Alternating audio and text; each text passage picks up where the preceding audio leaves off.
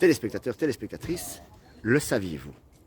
Le saviez-vous que nous avions une œuvre d'art sur le toit, le Satis, qui perçoit des signaux qui viennent d'on ne sait où? Le saviez-vous que ce matin même, un membre d'un Tricom est mort?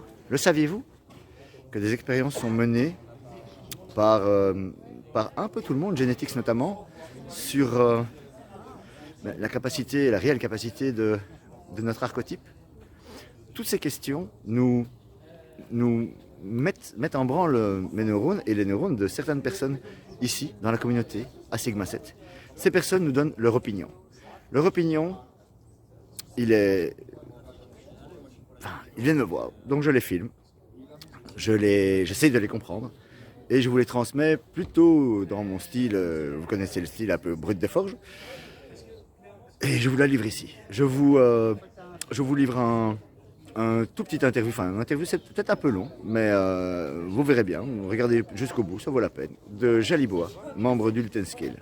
Si ça éveille des choses en vous, si ça clignote, ou si ça sonne, ou si ça fume, comme ce matin à l'Hydra notamment, le saviez-vous? N'hésitez pas à venir me voir, on en discute, on filme pas, on débat. Ça m'a donc donné l'idée de lancer une série de reportages pour un autre regard. Ces reportages s'appelleront Opinion. Opinion, car c'est de vos opinions, votre opinion, nos opinions qu'il s'agit, et c'est ces opinions qui vont être diffusées et émises et soumises à la réflexion d'autres personnes de notre communauté, afin qu'ensemble nous avancions. En route pour un autre regard sur notre communauté.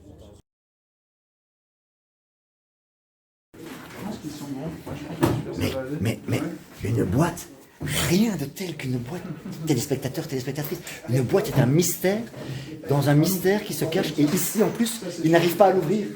Et on va surtout apporter un autre regard sur cette boîte. Ah, un autre regard. Voilà, tiens, tu peux, je te donne la boîte. Putain, c'est génial. Non, tu la prêtes, j'imagine. Oui, parce que c'est du savoir. La générosité de Technocorp est légendaire. Depuis que je suis normalisé, je prends mon pied, c'est vraiment génial. Par contre, non, ça va pas ça. Hein. Moi je le sens. Je sens, ça c'est pas bon. Ça c'est pas bon. Allez, on se fait là, quand tu vas, peut-être un peu plus plate dans la boîte. Je vais prendre. Non, pas dans celle-là par contre. Pas dans celle-là, dans la boîte. Ça va être une proposition. Non, mais il est pas. Tout le monde n'est pas Technocorp, les gars. Ça se voit à Jaliboa. En même temps, je sais que. A priori pour. Il faut attendre que. Ah, tu l'as cassé? Non, pas du tout, je l'ai ouvert. On est parti ou quoi? Ouais, vaguement. Je me suis dit, il faut absolument penser en dehors de la boîte. Et c'est là que j'ai compris. C'est là que j'ai compris que des boîtes, il y en avait à profusion, il y en a plein. Il y a plein de boîtes, en fait. Nous sommes dans une boîte. Qu'est-ce que tu vois là? Regarde. Qu'est-ce que tu vois là? Là. Attention, je vois. Il y a écrit. Non, mais les composantes. Les composantes. Ouais, je vois du brol, quoi, ouais, des trucs. Imagine que ça, c'est le Permatech. Imagine que ça, c'est Permatech. Et que nous sommes ce qui circule là-dedans. Vas-y, parce que sinon tu me perds. Si tu t'arrêtes, tu me perds. Qui commande l'appareil? Qui le commande? Parce qu'on peut circuler, mais il y a des ordres qui sont donnés par... Pardon. T'étais agité, Jaliboa, dis donc. Ça t'excite cette histoire? Oui, ça m'excite. Donc, il y a des gens, par exemple les premiers, qui donnent des ordres avec des boutons, par exemple, d'accord? Ouais. Okay. Bon, mettons, il faut une conscience pour ça. Il faut avoir une conscience, une envie, une intention. Et imaginons un seul instant que cette intention et cette conscience soient envoyées dans la boîte. Dans la boîte. Oui. Et le problème qu'aurait cette conscience, c'est qu'elle est coincée dans la boîte. Oui. Le problème qu'aurait cette conscience, c'est qu'elle circulerait aux alentours de toutes ces composantes sans vraiment comprendre comment elles fonctionnent. Et qui lui dit alors à ce moment-là qu'elle peut partir ou qui l'envoie, c'est ça? Donc ce seraient les premiers qui, avec leur bouton comme tu disais, peuvent envoyer quelqu'un hors dehors de cette boîte alors. Donc la conscience reste dans cette boîte et puis elle peut partir sur les ordres des anciens ou sur ordre de qui? C'est ça la question. Pour moi, nous sommes dans la boîte. Notre conscience est coincée dans la boîte. Mais ma conscience est de ma tête. Oui, mais tu es dans la boîte en ce moment. Et quand tu rencontres quelque chose en Permatech à l'extérieur, peut-être que c'est un de ces circuits que tu te balades en fait dans une immense boîte.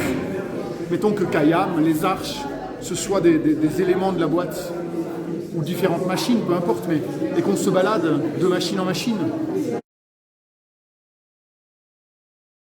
Comment est-ce qu'on pense en dehors de la boîte? C'est une excellente question.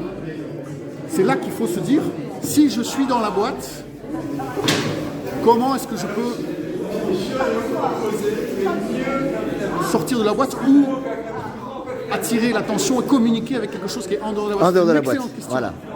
Mais pour moi, et puis en plus, regarde là, en plus c'est un appareil qui envoie un signal de lumière. Si ça c'est pas une coïncidence, hein? Signal de lumière comme de Matra vers Dyson. Bon, enfin, ça n'a rien à voir, c'est pas lui qui l'a fait, on est bien d'accord. Hein? D'accord. Bon. On médite là-dessus? Oui, d'accord, on médite là-dessus. Donc, il est intéressant de savoir de se dire que peut-être nous et nos consciences, nos corps, nos consciences, circulons dans une boîte qui est finalement Mobius? Je sais rien. avec le clic et tout ça. Je vais voir. Oui, tu fais bien d'en parler. Je vais voir. Tu fais bien d'en parler. Parce que, alors, deuxième partie. Ah, bah ouais. Ah, je l'ai réveillé, j'allais Deuxième voir. partie. J'ai réveillé la bête. Comprendre un truc. Comment est-ce que, mettons que c'est un ordinateur. Ouais. Comment est-ce que quelle est la trame temporelle d'un ordinateur? Comment est-ce qu'il fonctionne? C'est un mec de chez Technocorp qui m'a dit ça l'autre jour. Ouais. Il y a un cristal temporel, quelque chose qui, une espèce d'horloge interne. Ouais. D'accord? Le clic. Qu'est-ce qui s'est passé? Imaginons que le clic, le rebours qu'on ait eu, imaginons que tout d'un coup on était remis en communication avec cette horloge temporelle, on serait dans la boîte. Hein?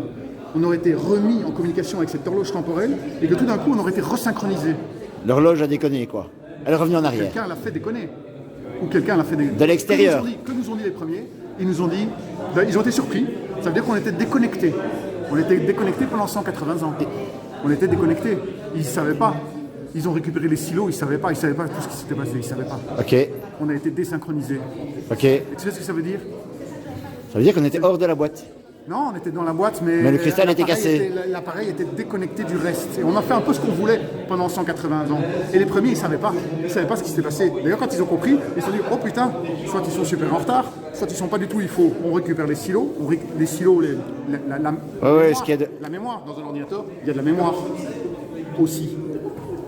D'accord? Ouais. Il y a de la mémoire aussi. Oui. Alors, imaginons, ils ont tout récupéré, ils ont proposé la normalisation. À ce propos, je vous la conseille, c'est vraiment génial. Mais bon, ça amènera plein de problèmes plus tard, mais c'est quand même assez sympa parce que je commence à comprendre des trucs. Te perds pas.